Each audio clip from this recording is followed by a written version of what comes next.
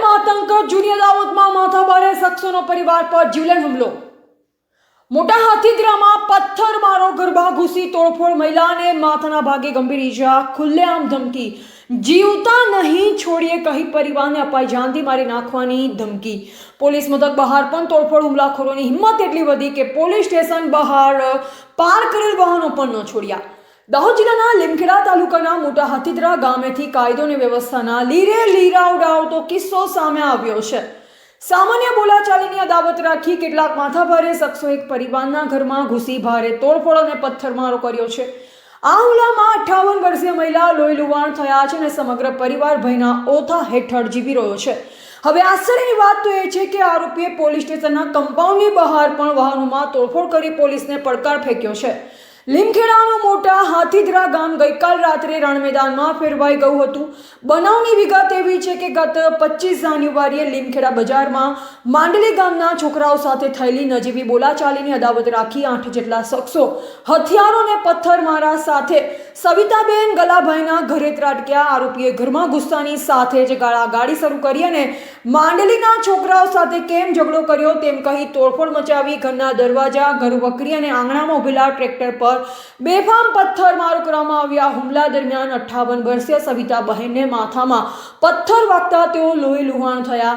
આરોપીઓની હિંમત એટલી હદે વધી ગઈ કે તેમણે પરિવારની મહિલાઓનું અપમાન કર્યું અને સાક્ષીઓને જાનથી મારી નાખવાની ધમકી પણ આપી। જ્યારે પીડિત પરિવાર પોતાનો જીવ બચાવી લીમખેડા પોલીસ સ્ટેશન પહોંચ્યો ત્યારે આરોપીઓએ ત્યાં પણ પીછો કર્યો અને પોલીસ સ્ટેશનના કમ્પાઉન્ડની બહાર ઉભેલા 4 વ્હીલર અને મોટરસાયકલની તોડફોડ કરી નાખી।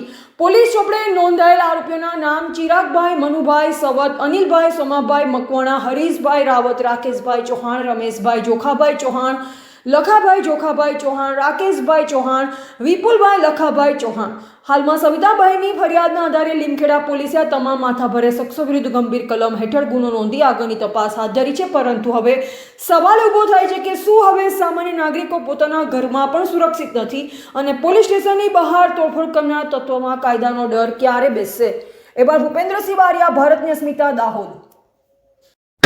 બળવંતસિંહ ગલાભાઈ, હું રહેવાસી છું મોટા હાથીદરા ગામનો અને મારા બે ભાઈઓ જોડે જે ઘટના બની છે, લીમખેડાથી રિટર્ન ઘરે આવતા એક 4 વ્હીલ ચાલકવાળા અને જોડે જે બોલાચાલી હતી એમાં થોડી ઘણી મગજમારી હતી। એના કારણે એ ભાઈ અમારા ગામના મારા પર આગળની જે ચૂંટણીની અદાવતમાં મારા પર હુમલો થયો હતો એ બાબતે ધ્યાનમાં લઈ અને અમારા ગામના જે માણસો છે બહુ માથાભારી લુખ્ખા તત્વો એ લોકો દ્વારા મારા ઘરમાં ઘૂસીને તોડફોડ કરવામાં આવ્યું છે અને બહેરાઓ છોકરાઓને છેડખાની કરવામાં આવી છે અને મારા ઘરની આગળ આવીને હવામાં 2 ફાયરિંગના રાઉન્ડ પણ કરવામાં આવ્યા છે બંદૂકના અને અન્ય વાહનોને પણ ઘરની બહાર ઊભા હતા એને પણ તોડફોડ કરવામાં આવ્યું છે, મકાનોને તોડફોડ કરવામાં આવ્યું છે અને ત્યાંથી આખી ગેંગ ઘર પરને તોડફોડ કર્યા બાદ લીમખેડા પોલીસ સ્ટેશનની અંદરમાં અમે ગયેલા હતા। તો લીમખેડા પોલીસ સ્ટેશનની અંદર આવીને 25 થી 30 માણસો પોલીસ સ્ટેશનમાં અંદર આવી ઘૂસીને પણ અમને જાનથી મારી નાખવાની કોશિશ કરેલી છે। ત્યારબાદ પોલીસ સ્ટેશનમાંથી પોલીસ દ્વારા બહાર કાઢવામાં આવેલા એ માણસોને અને બહાર કાઢવામાં આવ્યા પછી 5 મિનિટ બાદ બહાર જે મારી 4 વ્હીલ ગાડી અને 2 બાઇકો પડેલ હતી અને એને પણ પોલીસ સ્ટેશનના ગેટની આગળ અને પોલીસ સ્ટેશનની હાજરીમાં તોડફોડ કરવામાં આવ્યું છે, પોલીસ સ્ટેશનની બહાર અને પોલીસ સ્ટેશનના સીસીટીવી કેમેરાની અંદર। તો એ દરમિયાન મેં ફરિયાદ દાખલ કરાવડાવેલી છે લીમખેડા પોલીસ સ્ટેશનમાં અને લીમખેડા પોલીસ દ્વારા જે અમારી FIR લેવામાં આવેલી છે અને જે ડીએસપી સાહેબ અને એસઓજીના પીઆઈ સાહેબ દ્વારા અમને પોલીસ પ્રોટેક્શન આપવામાં આવેલી છે ઘરે અને હાલમાં આ મામલો બહુ ગંભીર છે અને આની યોગ્ય તપાસ થવા જોઈએ અને એમના ઉપર કાયદેસરની કાર્યવાહી થવા જોઈએ એવી અમારી માંગ છે અને અમારા જીમને પોલીસ પ્રોટેક્શન તો અમને મળ્યું છે પણ આ લોકો ગમે ત્યારે અમને મારકૂટ કરી નાખે ને જીવલેણ હુમલો કરીને માર નાખે એવી અમને શંકા છે સાહેબ। આટલી મારી રજૂઆત છે।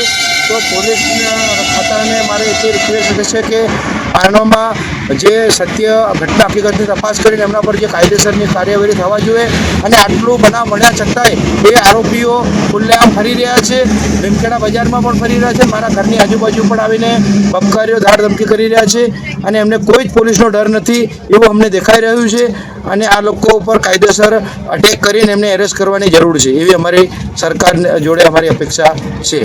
જી।